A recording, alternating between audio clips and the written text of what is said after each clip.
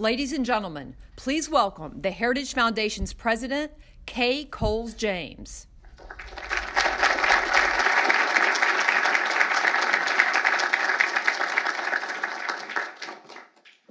Welcome. We're delighted to have you here today. The Heritage Foundation has long been at the forefront of the fight for parental choice in education. Our belief that parents have a right to direct the education of their children, that accountability for academic outcomes is strongest when families and their children are free to choose, and that freedom, not centralization, is the route to educational excellence, has driven our work on education choice. That's why we're here today to discuss and to celebrate as we mark the 15th anniversary of the DC Opportunity Scholarship Program. And go ahead.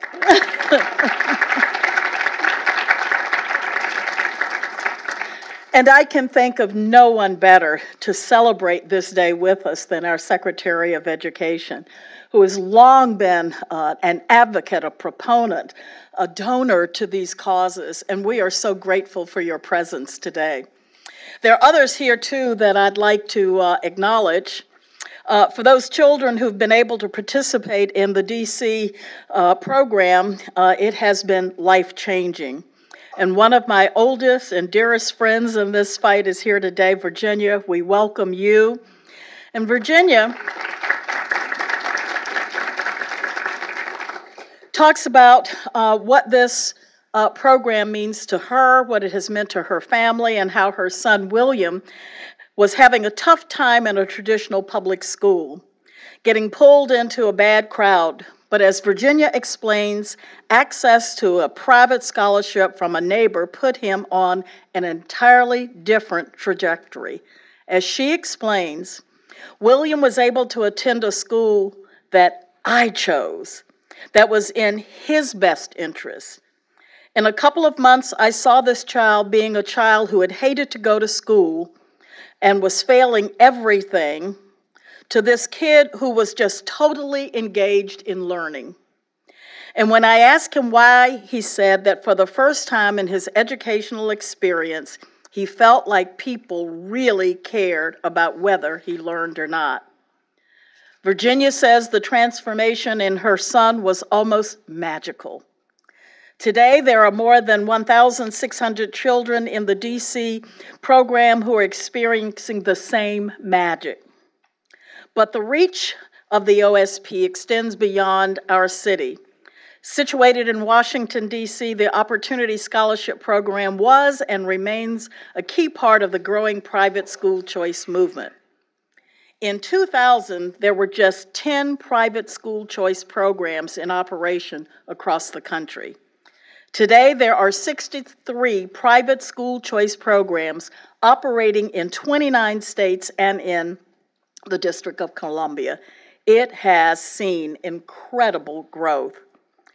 A key supporter for that growth, which has provided untold educational opportunity for hundreds of thousands of children across the country, has been our dear friend, Education Secretary Betsy DeVos. That's where you go, amen, yes. Secretary DeVos understands that educational excellence is not confined to any single type of school. She has been an unwavering defender of putting families first, putting them in the driver's seat of their children's education. Secretary DeVos has been a leader in the movement to empower parents, working throughout her career to support the creation of new educational choices for students across this country. Prior to becoming Secretary of Education, she served as chairman of the WinQuest Group, an enterprise and an investment management firm. In addition to her leadership in the education area, she's also served on the boards of numerous national and charitable and civic organizations. She's a graduate of Calvin College in Grand Rapids, Michigan, where she earned a BA. She is married to entrepreneur, philanthropist, and community activist Dick DeVos, and together they have 4 children and 7 grandchildren. Please welcome me in joining our dear friend, Betsy DeVos. Madam Secretary.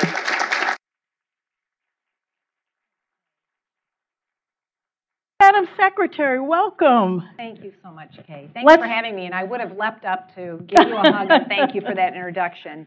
Well, let's start with what's on everybody's mind. What happened? So for those of you who don't know, I had a bike accident on December 30th. I was ejected rather forcefully from my bike and landed squarely on my left hip, broke my pelvis in 3 places, and my hip socket. So it was a very painful injury. Still have some pain, but it's getting better. And the worst part about it is that I can't put weight on my left leg for 3 months.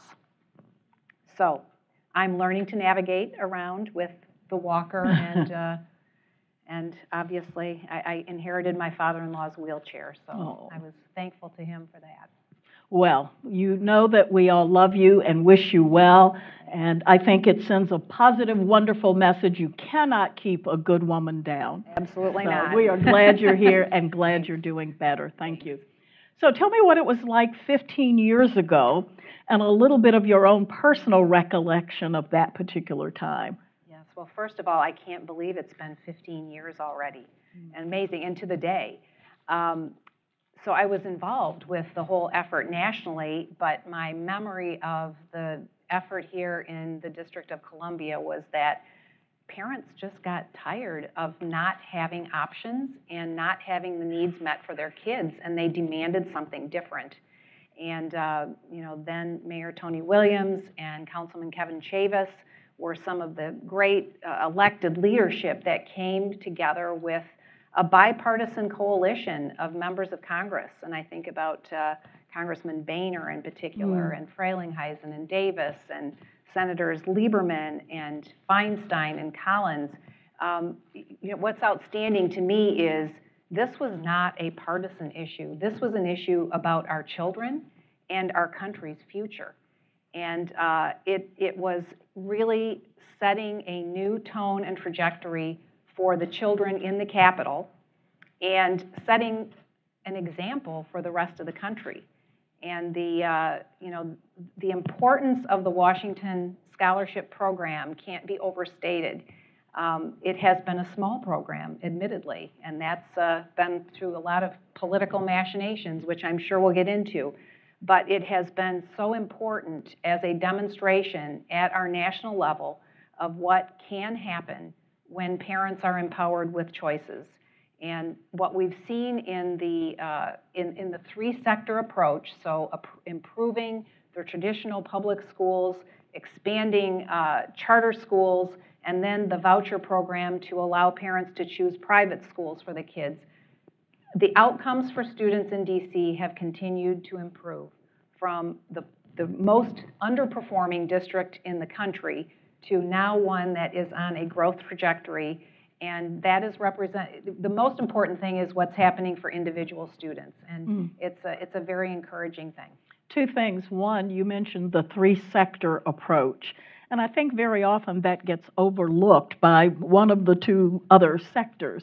But I think it's important to as you did, mention all 3. Would you just go through those again and talk about why each of those is important? Sure. Well, they're all important because all choices are equally important. And today, over 50% of the kids in DC attend schools that they're not assigned to. They're making choices of other schools. So the traditional public schools have continued to change and improve in response and reaction to the dynamics around them.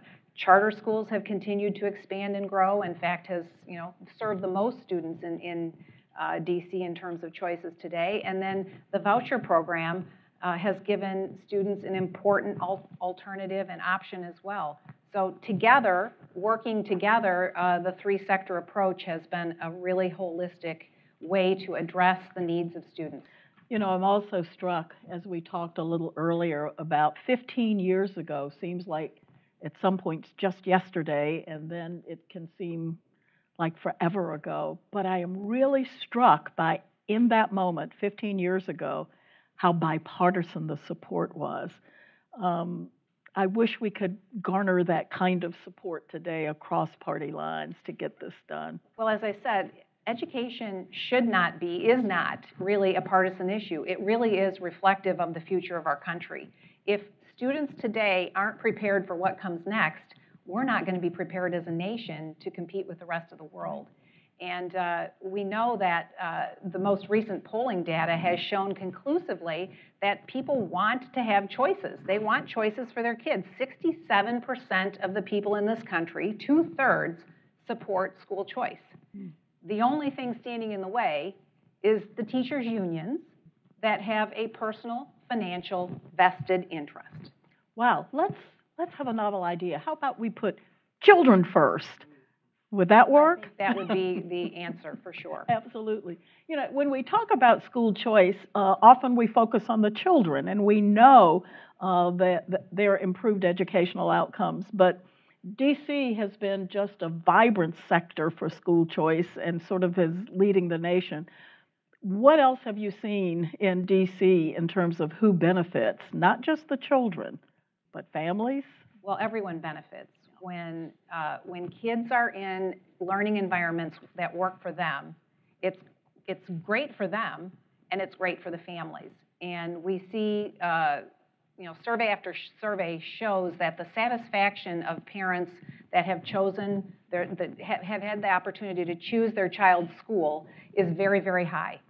They're happy because they're in a place that they feel is right for them. They are happy because they feel the school is safe for them, and they're happy because of the outcomes and the achievement that their children are demonstrating in doing so. Let's talk about that a little bit. What about the outcomes? What do we know about what we've learned in the last 15 years about educational outcomes? Well, naturally, there have been lots and lots of different surveys and studies done, both on the DC program as well as choice programs across the country.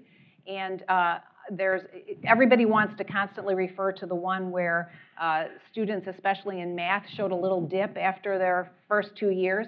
Well, think about it. If a kid is struggling in a school to which they're assigned, they change schools and start something new. Anytime we change anything, it takes a little while to get up to speed. All of the studies that have been longitudinal in nature and for students that have been in the program or in choices the longest period of time, they continue to show growth year over year over year. And I think that's the important thing in the long run. The preponderance of evidence is really clear that choice ultimately works for students and works for families. And there's clear and convincing evidence that there's too many kids across this country that don't have the chance to be in the right school with the right fit. I don't know, was it you, Virginia, years ago who came up with the President of the United States shouldn't be able to live in public housing and send his kids to private schools and the rest of the country can't? I heard that quote, and I always attributed it to you, and I've always meant to ask you, was that really you? Yeah, well, there you go. Living in public Bravo, housing. Virginia. He shouldn't be the only one living in public housing and sending his kids to private school. Everyone else should have that choice available as well. It hasn't been easy. Funding priorities over the years have been really challenging, and particularly in previous administrations. So what does that sort of look like now? Well, and to be very honest, we know this program has been a political football in too many ways and for too many years. And the most important thing for a program to be successful in the long run is to have predictability and stability. And so what has happened in the past administration, this program was that political football. And it took the voucher part of the program in particular took a hit because there wasn't the consistency, the clarity, the stability. And that was a huge problem and a huge issue. And even when there was funding, there was every effort made to subtly or not so subtly kill the program. It is unconscionable, in my view, to use this program as a political football for the kids that are being served. Oh, hear, hear. Where I come from, that's an applause line. We're celebrating today the 15th anniversary, and we've talked a little bit about the challenges that the program here has had over the last 15 years. What do you see as the future for this program here in DC, and how do you see that playing into the school choice movement nationally? Before I go to that one, I just want to really pay tribute to Virginia Walden Ford and the role that she has played over the years to continue to champion choices for kids in the District of Columbia, putting herself out on the line. I know you've had others you've worked with, but you have been such a champion and such an important spokesperson on behalf of the students in the District of Columbia, and so thank you, Virginia, for that. And a personal hero of mine. Oh, go ahead. But as for the future, it is imperative that Congress not only reauthorize this program, but do so with predictability and stability, and I would argue with an automatic growth piece put into it so that more and more students can continue to take advantage of the choices that some have today. The demand continues to be unmet. In my view, that's the most important poll. Parents continue to want more choices. They are demanding more for their kids. And we need to, as a nation, embrace the notion that our future is reliant on what we do for kids today. Absolutely, absolutely. Program, Congress definitely has got to reauthorize it, to do so with clear and concise stability around it. And you know, we have today a president who supports choices now. We have an administration that is supportive. We have many on Capitol Hill that are supportive. And I just hope that Heritage will stand with us as we continue to advance choices, not only for kids here in the District of Columbia, but across this country. Absolutely. Well, Madam Secretary, I just want to say, first of all, we really do want to wish you well in your recovery. And the fact that given all of the unique challenges and other responsibilities that you have right now, that you would take the time to come here today to celebrate with us this 15th year anniversary. School choice is so important. I know to every student, it's important to me personally, and I give you my guarantee that we here at the Heritage Foundation will stand beside you as we continue to fight for kids all across this country. Years ago, I had several college students, and we were talking about education and how to close the gap. And I put a picture up of a kid who was clearly a poor kid. And I said to them, I want you to go away and think about and develop policy that will help that kid. Every kid in America deserves to have someone who's crazy about them. I am crazy about my kids, crazy about my grandchildren, and crazy in the most wicked way, just like you, Virginia, who are crazy for your kid and for kids in this country. They deserve school choice. And we fought for 15 years, but we're just getting started until every kid in America has educational opportunities. And we're so grateful to you and to the President for standing with us in this fight. So thank you for being here. Thank you for celebrating with us. My privilege. And we are so grateful for privilege. what you do every single day. Thank you. Thank you.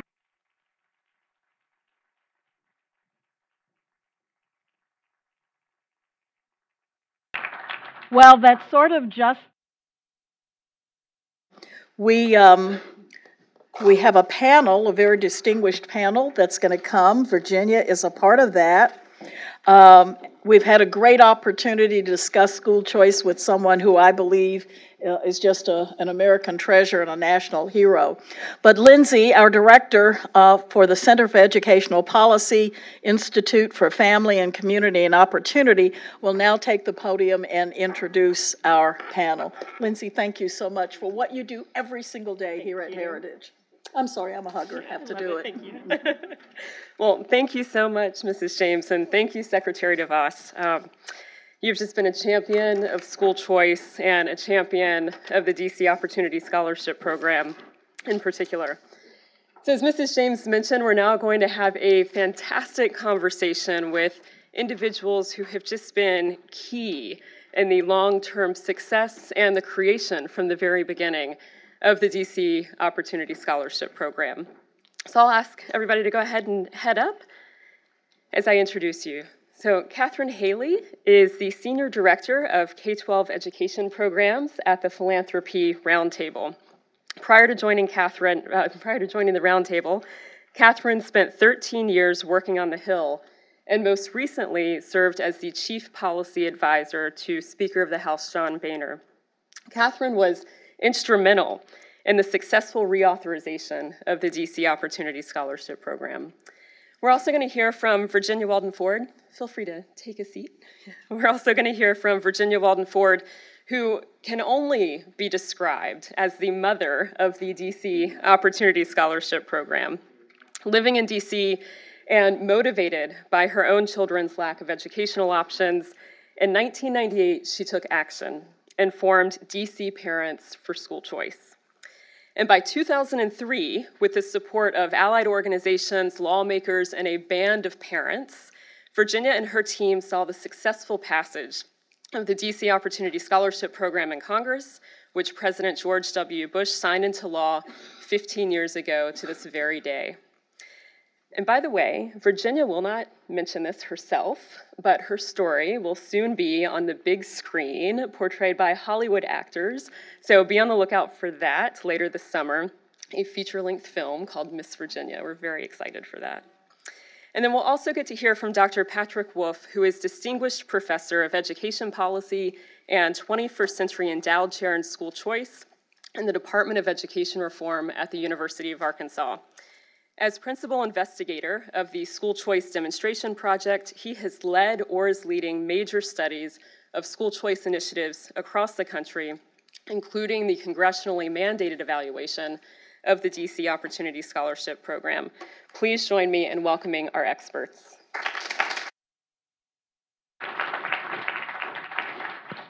Great, so we'll start on the end with Catherine. Catherine, as I said a minute ago, you were really instrumental in the successful reauthorization of the DC Opportunity Scholarship Program, and you've done so much work on it over the years.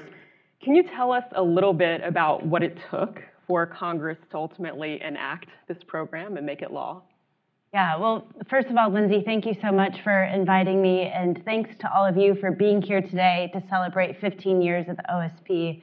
I really stand on the shoulders of giants, and those are people like Virginia, individuals like Mayor Williams and Kevin Chavis, and also individuals like Secretary Rod Page and President Bush, and individuals like Nina Reese, and Jenny here at Gentles has played a big role.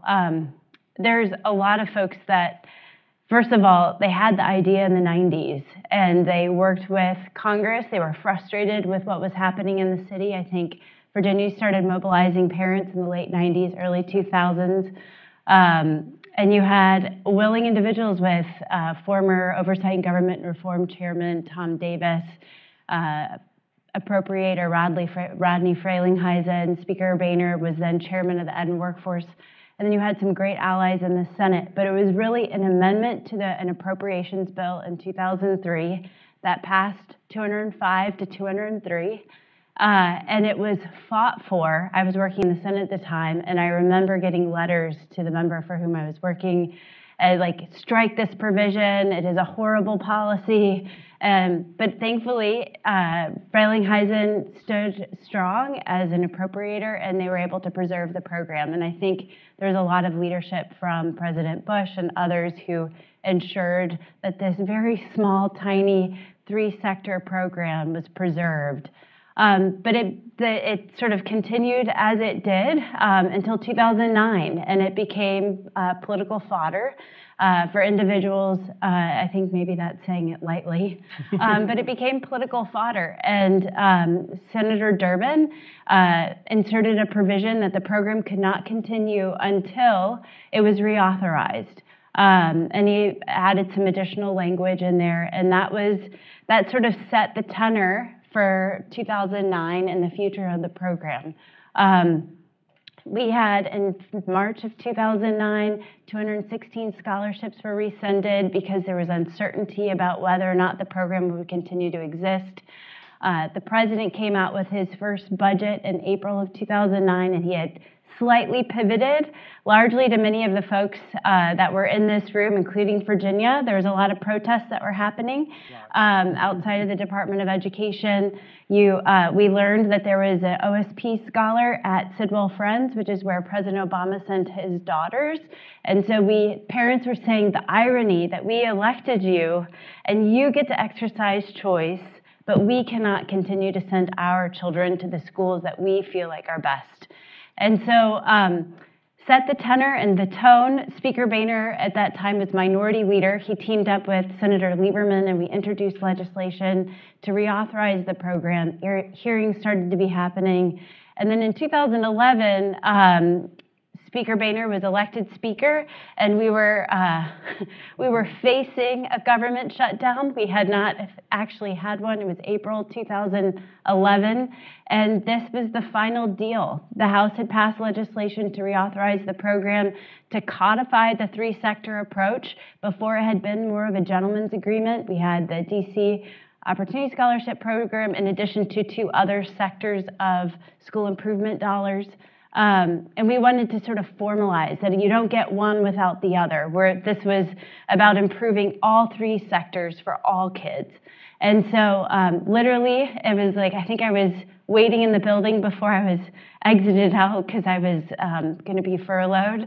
I think it was like 11:58 and I got a call and they're like, deal has been made, OSP's in, get busy, figure out how to draft this in the context of an appropriations bill. And so anyway, but then again, and I'm rambling, but it became then the implementation, and implementation matters.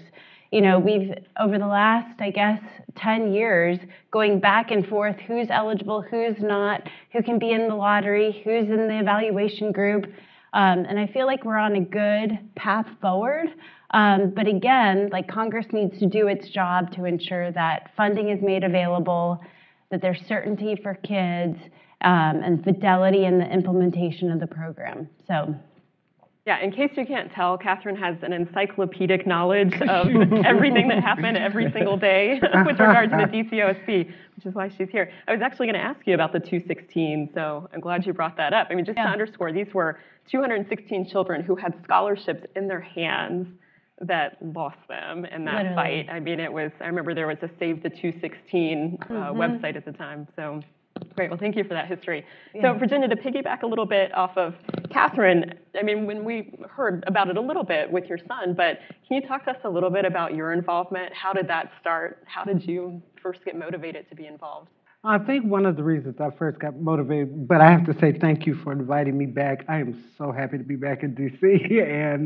and seeing everybody and talking to everybody about this program. And I'm just surprised when I wake up and 15 years has passed. So, but I got really involved because my son got a private scholarship, as Kay said, but I looked around and my neighbors' children were failing and getting in trouble and not having that same kind of opportunity.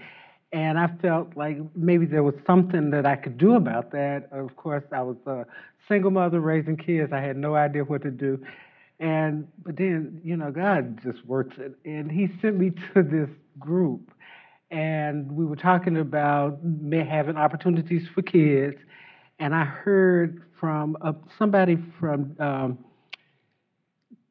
Floyd Flake from New York. His office was there and asked me if I wanted to speak before a group. And I think, I'm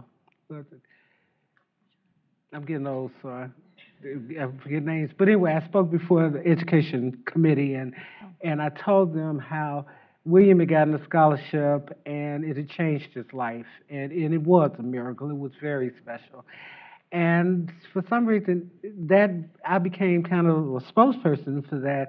And I started going out and talking to parents. And that initial fight was in '99 that passed through Congress. It got me more excited about it. And then the president at the time vetoed it. So we had to then change strategies. You know, do we just let this fall? Because I was really disappointed. and ready to get out of this. I just didn't see how we could be successful.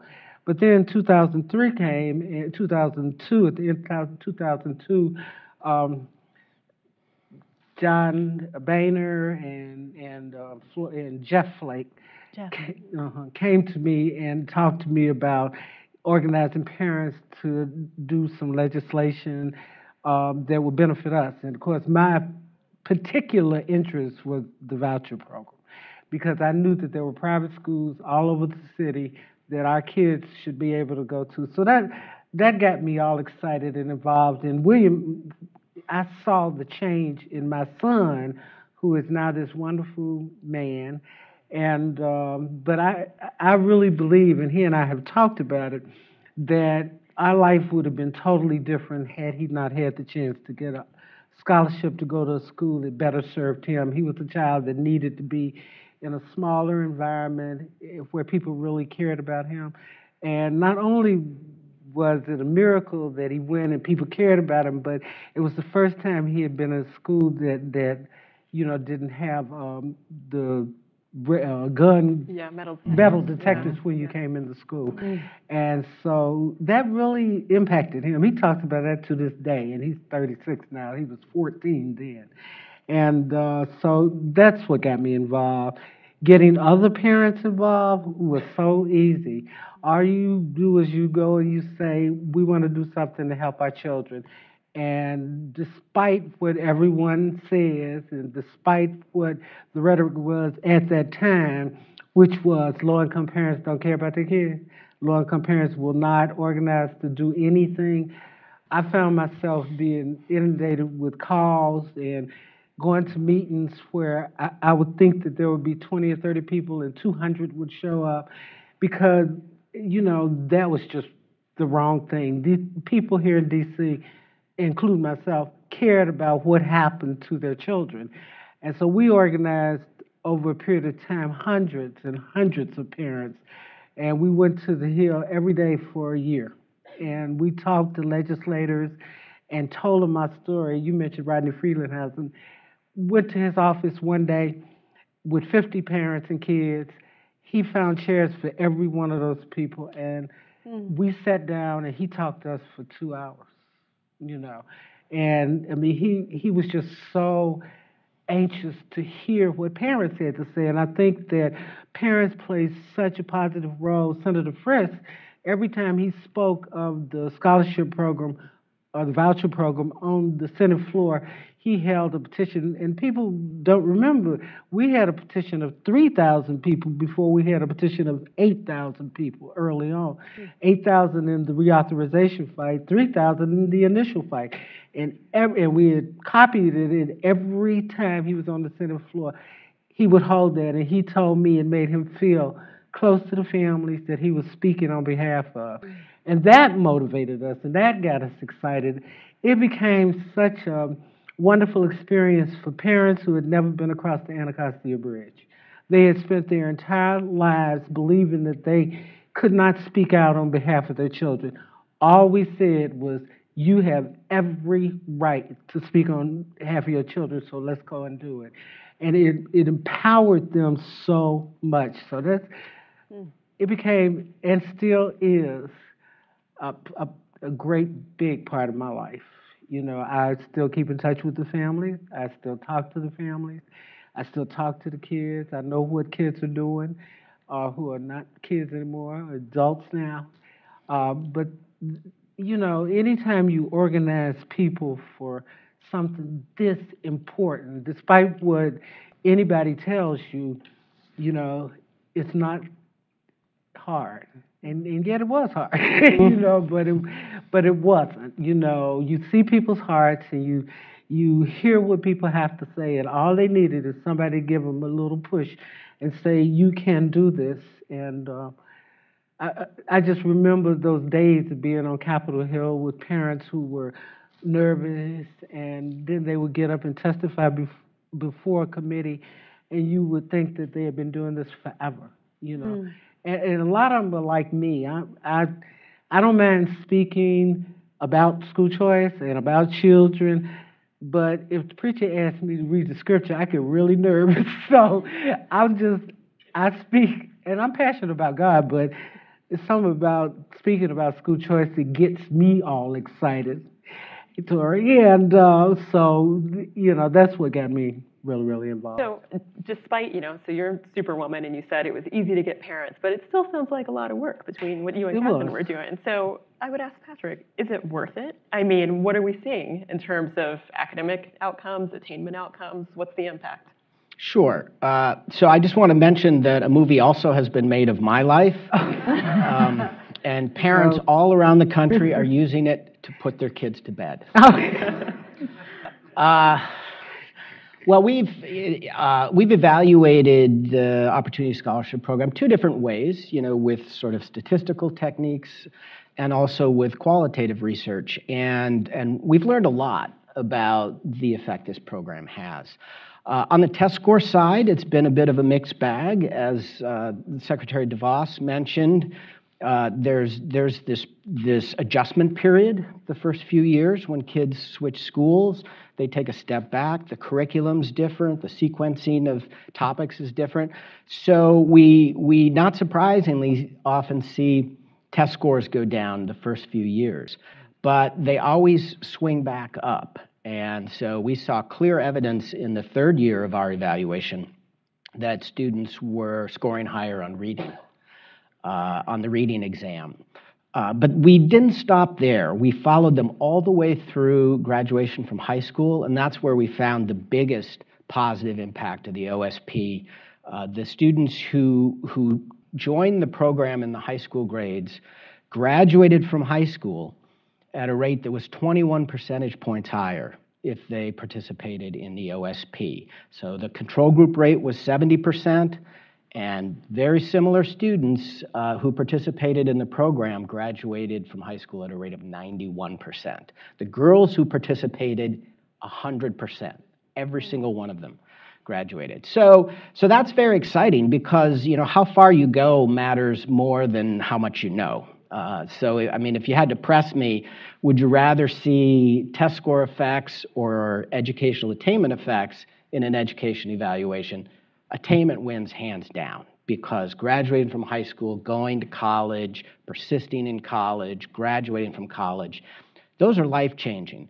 Test scores, they're an interesting measure in the short term, but in the long term, attainment really matters. And the other thing we've seen consistently is, Virginia mentioned the importance of safety. And we see that parents consistently rate their child's school as much safer if they are participating in the OSP. In the latest evaluation, the students confirm that they view their school as safer, that they experience fewer incidences of dangerous and bullying activity in their schools, and that makes a huge difference for kids. That's probably why they stay engaged in the educational project longer, go farther in school. That's great. So you sort of answered my second question, which is what are the long-term outcomes? What do we know in terms of not just the OSP, but choice generally? So you started to hint to some of those long-term outcomes. And then you also answered what I was going to have as a backup question, which is, do parents look for something other than test scores? But it sounds like they do, that they're looking for school safety and many other facets of religious experience, educational options that provide them with morals and character development. So I'll go to the third order question then, so this will be a surprise. But what do you say to somebody who says, well, yeah, they switched schools, but still we saw a negative impact on their math achievement outcomes after a year? I mean, what are test scores actually capturing, or are they capturing what we hope to measure long term? And should we worry about that dip? So I did a follow-up study with some colleagues, and we looked at the initial achievement effects of school voucher evaluations and then the long-term attainment effects. Not just school voucher evaluations, actually, any school choice intervention. So there have been 30 studies of charter schooling, private school choice, et cetera, that have looked at immediate test score effects and also followed kids all the way into college. And we found that there's very little relationship between the effect that these programs have on student test scores immediately and the long-term effect they have on educational attainment and longer life outcomes. And we don't know exactly why that's the case, but I suspect that private schools of choice focus a lot more on the habits of children, the behaviors of children, grit, conscientiousness, persistence, these kinds of non-cognitive outcomes that really have a lasting effect on living a successful life and don't show up in immediate test score outcomes. And I've also found that school choice really means a lot for these kids. And so I just want to throw out a quote from a young man we interviewed in our research that was published as the School Choice Journey, which is really the story of the development and initial launch of the DC Opportunity Scholarship Program. So this young man said, the OSP gave you a way out of nowhere. You're not used to being on top of everything. You're not the one that got the killer jump shot, but you're just trying to go somewhere and go to school and get away from this environment. And you've got that opportunity to use your scholarship. Amen. So you've got the data to back up that, broadly speaking, school choice works, but Virginia's got you have student experiences too, but you've really got the, hands-on parent experience. When you meet with families, when you talk to them, do they just talk about the impact on their child, or do you see broader family effects, even broader community effects as a result of choice participation? Well, one of the things that I've kept in touch with a lot of the DCOSP families, but one family in particular that I'd like to share a little bit about is the Battle family. Their mother was an activist and really was empowered to advocate. And she had two young sons. They were 11 and 14 at the time. And she became such a great activist, and she was determined that her entire community was going to benefit from DCOSP. So she would call me and she would say, can you come over because I got 50 parents coming, and she would have 50 parents there. And we'd spend whole evenings filling out applications and talking to parents about schools and talking to children about what was going on. This was such a personal fight for me. I mean, they became like my family, and we joke about me being the mother of anything. I'm actually more like the grandmother and stuff, but they became my family, and I miss them even now. So I call them and I keep in touch so I know what the kids are doing. But Pam told me one time, Miss Virginia, this scholarship program has changed the attitudes of our entire community. Once one or two kids got in, and they were usually Carlos and Calvin, got into the program and came home and they were doing well and all excited, other parents in that community wanted to see the same thing. One of the things that I learned, that there had been so many negative things that happened when they began to see positive movement, especially with the children educationally, then everybody got excited. If Calvin made an A, the community was excited, certainly the people in the apartment building where they lived. And they lived in one of the most challenging communities in the city.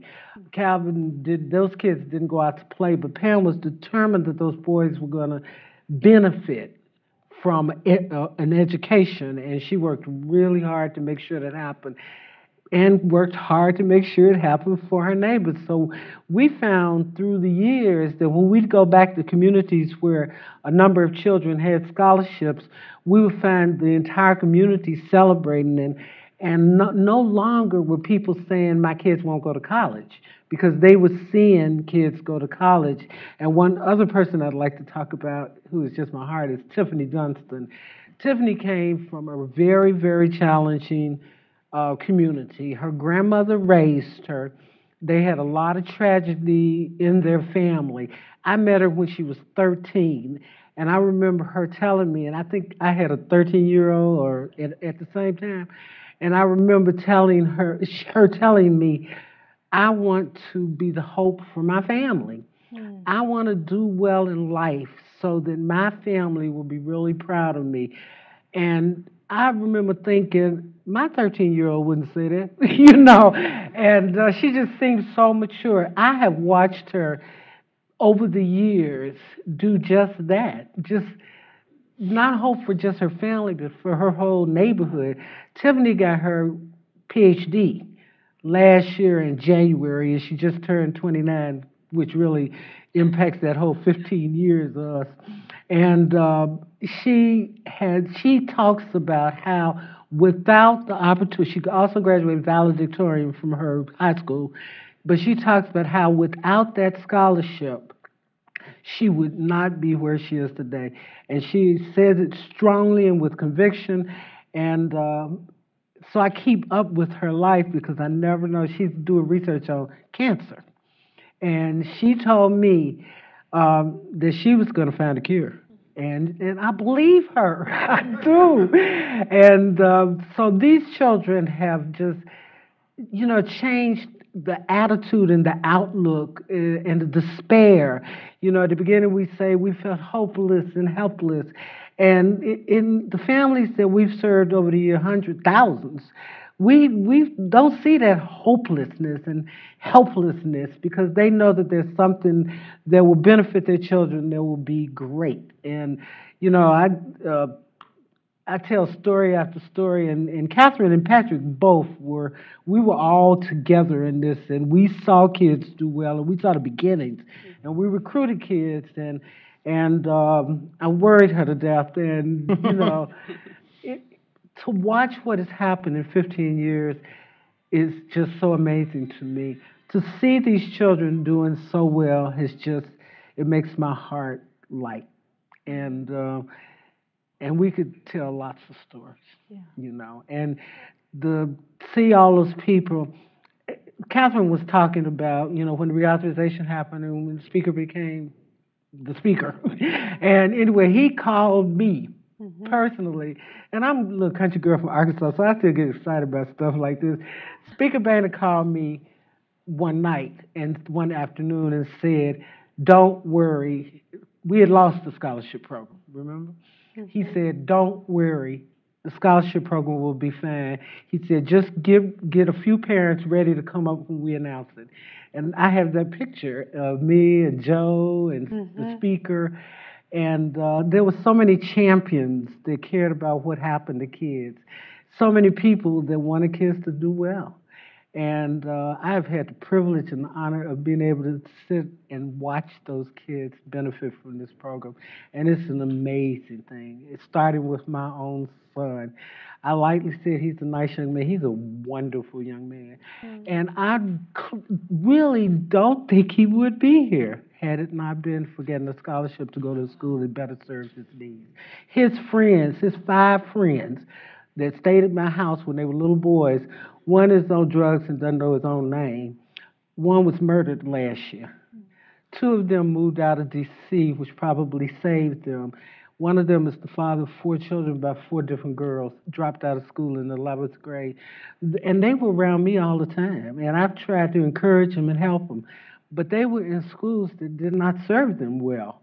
And William has been the success story of that. And yes, I'm proud of it because I'm his mother, but I'm proud of it because he's the child of the District of Columbia.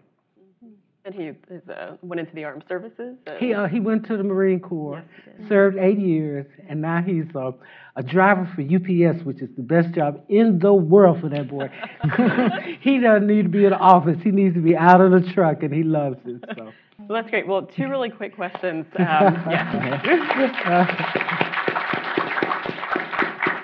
2 really quick questions before we turn it over. And I know the first rule of moderating is never ask a question you don't know the answer to, but I am wondering, is there any research out there that does try to capture those broader community effects of choice, or would there even be a way to sort of kind of figure that out long term? Sure. I mean, there have been 26 studies of what happens to kids who remain in traditional public schools when private school choice programs are launched or expanded.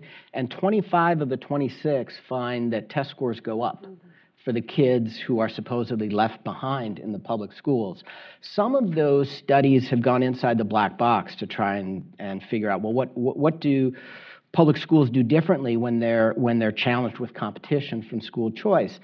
And they tend to find that the public schools communicate more frequently and more effectively with parents. Well, that's definitely going to have positive spillover effects. They also develop new programs that fit the needs of the students attending their schools because now they have an interest in holding them and keeping them in their school. There's also research on the effects of private school choice on crime. A study I co-authored with Corey DeAngelis is forthcoming in Social Science Quarterly, and we found that the Milwaukee Parental Choice Program had a positive effect on reducing the likelihood of students committing crimes in their early 20s. There was a significant reduction in criminal offenses that were recorded and accumulated in a statewide database for kids who participated in the choice program compared to a carefully matched comparison group. And there's also been some research just in general, what happens to communities when choice is expanded. Private schools, public charter schools become community centers. They become safe, vibrant focuses of community activity. And when they close down, you lose that. Some researchers at Notre Dame University published a wonderful book called Lost Classroom, Lost Community about when private schools that are active in the inner city close down, crime goes up, disorder goes up in the community, because those are stabilizing institutions in those environments. Great, thank you. And we'll end on Catherine and then open it up to questions. But so do you have advice for Congress? And this is a critically important option for families. So what should we expect moving forward? What should they be doing? So it's the program's reauthorized through FY 2019. So here we are again. And I would look to all of you who are advocates of the program to build relationships with members of the on the Hill. You have Mark Walker in the House, and in the Senate you have Senator Feinstein and Senators Lankford and Tim Scott, who are huge champions of this program. But we need new allies. A lot of the old historic champions of this program have since retired and are moving on. I think the moment I heard that Congressman Frelinghuysen had retired, I was like, oh my gosh, who's going to be the advocate on the House Appropriates Committee? But a role is figure out who those champions are, because building coalitions with members is absolutely critical. I should note that Congressman Lipinski has been a loyal, faithful ally in this fight. I think there's 2 Democrats in the House that have been supportive of the program. But it's building those relationships. It's the ensuring fidelity of the implementation of the program, asking DC how they're spending their dollars, asking the charter school sector, how are you expanding and creating opportunity for kids? But then it's being really creative and figuring out how do you fully fund the program. It's a 3-sector approach. I don't believe it's currently at the $20 million allocation for all 3 sectors, so $60 million. I know we're in fiscal constraints, but we got to get those numbers up. But then it's also feeling out how can you creatively attach it and ensuring that the program will continue for many, many, many more years. And I think the Secretary was great. I think they have been champions with serving our children as the implementer of the program. I think they can continue to provide oversight and provide technical support to the entity and providing certainty that there is going to be there will be resources available for parents so that they can continue to benefit from the scholarship side. And continuing to highlight the benefits of the program. So you do have a divided Congress, but I think the Secretary, the President, and more importantly, the parents within the community, they can really use their voices to compel Congress to do the right thing. That's great. Thank you. We have time for a couple of questions. Yes, Ashley. If you can just wait for the mic to... Hi there. Thank you all for being here today. My name is Ashley McClay. I'm with the DC State Board of Education and a proponent of school choice, one of the only elected leaders we have in DC that is a proponent of school choice programs. As you have talked about today, we've seen a lot of the success stories of our children in DC through the DC OSP. We have money coming into all three sectors because of DC OSP. As we prepare for after 2019 and the renewal and the reauthorization of OSP, what do we say to the likes of Eleanor Holmes Norton, David Grasso, and other DC City Council leaders who are against OSP in the name of the government control and in the name of accountability? Well, Virginia's probably well positioned to. What I would say is this is benefiting the children that you care about, period. Of course, we said that for 15 years, but and not gotten very much response. But I would just continue to say that, we don't know why Eleanor doesn't support it, or Mrs. Norton, I guess, doesn't support it, but she's always not supported it because she said it wasn't enough accountability or whatever. But these are her families. These are the people that elect her. We've said it over and over again. And I think we continue to do that. I mean, or to anybody that's in opposition, I believe we need to start using some of the stories of Tiffany and Carlos and Michael White and countless other students who would not have gone to college without this program because they wouldn't have finished high school. Our biggest fear, with a lot of the kids going into the program is that they were so far behind they would get disappointed and they wouldn't stay in the program. And we found, to the contrary, that once they began to catch up, they got excited about learning. We have a kid, Jordan White. She wasn't a bad student. She just wasn't being served by, her needs were not being served. And Jordan graduated, went to Oberlin, went to Japan, is a translator for a Japanese company in Japan. Wow. It has been there for the last, 6 years, 7 years? And Jordan, we don't know where her mother just said to me, I don't know where Jordan would have been without this. She had some particular interests, and the schools she read were not serving those interests. So I think that's what we say to them. Not me, but maybe students and some of the parents. Just to piggyback on what Catherine was saying, I think another thing is building a parent base again, making sure that you have hundreds of parents. What made us successful 15 years ago was all the wonderful people that supported us, but also the thousands of parents that were there. As I said, Speaker Boehner and Senator Frist and many others said to us over and over again, we appreciate your being here because that gives us credibility in our part of the fight. Senator Feinstein said, we need to take care of the kids of the District of Columbia. Do you remember that? Mm-hmm. On the Senate floor, she said, what is this?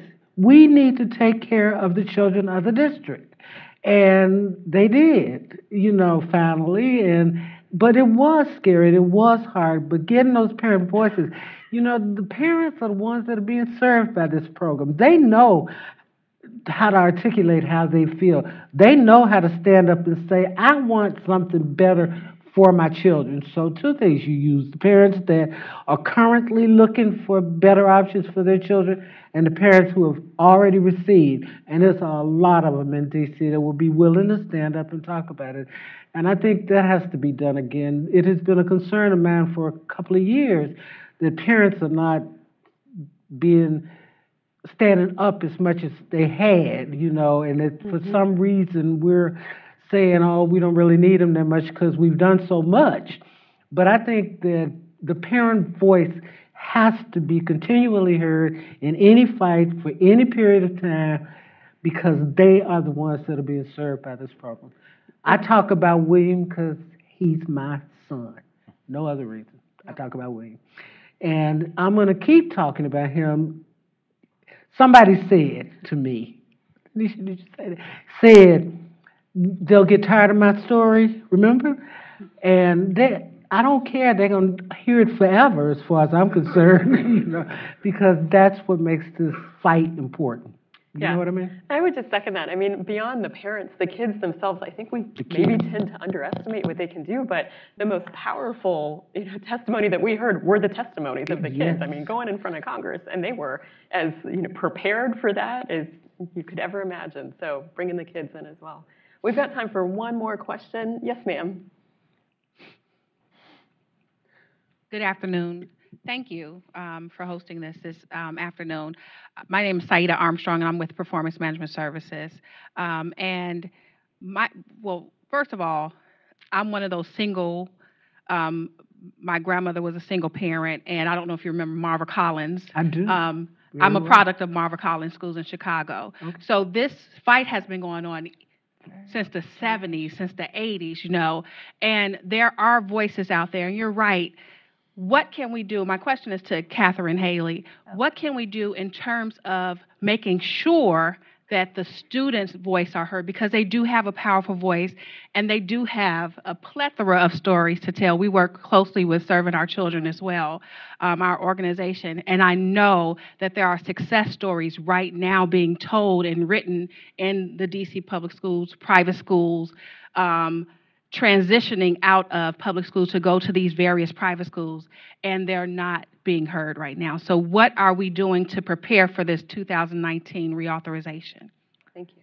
That's an excellent question. I'm going to give a shout out to American Federation for Children, because they are equipping students that have benefited from choice through their Voices of Choice program. And these are young men and women some of whom are college students, some of them are in high school, that have benefited from things like the Opportunity Scholarship Program to go and use their voice and influence members of Congress or in their state legislature. So there is at least one program there. I know that during my tenure on Capitol Hill, I worked with a number of different private schools to identify who are your superstars, because I want you to come and meet with this member or this member, and oh, by the way, we want you to go and testify before the Oversight and Government Reform Committee, or we'd like you to be the guest of the speaker in the speaker's box. That was something that was very important to Speaker Boehner, so we could kind of help amplify that voice.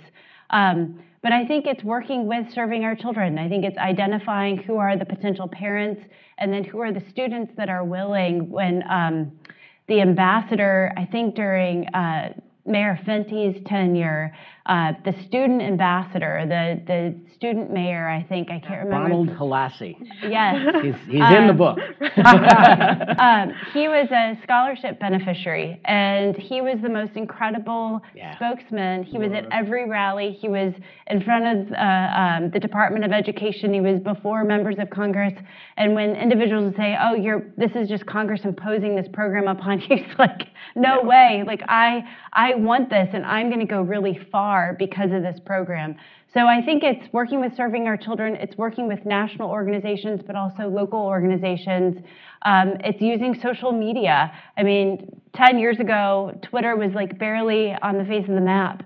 Now you can create profiles, and you can create opportunities to tell stories that often didn't have space. So those are a few ideas, I think. That's great. Any final thoughts before we wrap up? One thing I do want to say, I appreciate so much the Secretary and her fight and her assistance in this effort. And she has been vitally involved. I mean, just really involved from the beginning.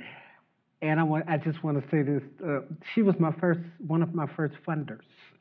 She was one of the first people, when we started DC Parents for School Choice, that believed enough in this little ragtag group of parents, that I like to call them, who cared enough to give us the money to be able to fight. And that, I can't even tell you how important. I will always love her for that. And so, I want to make sure that people understand that this is a person that will fight for us and will fight for the children. we've seen it for many, many, more than 15 years. And I'll just say, I'm usually a quantitative researcher, but I've really enjoyed the qualitative research that I've done with families. I get so many more insights about what this is all about there.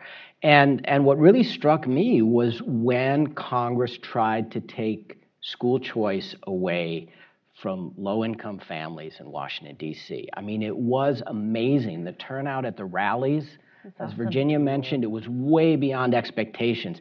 And I think policymakers were kind of shocked by that. It shocked them into action. And democracy worked the way it's supposed to.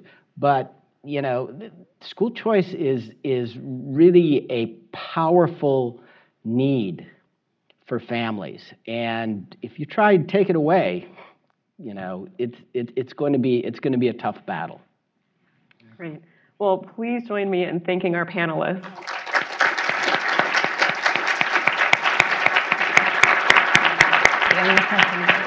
And thank you all for being here. Remembering, I don't. I wrote it down.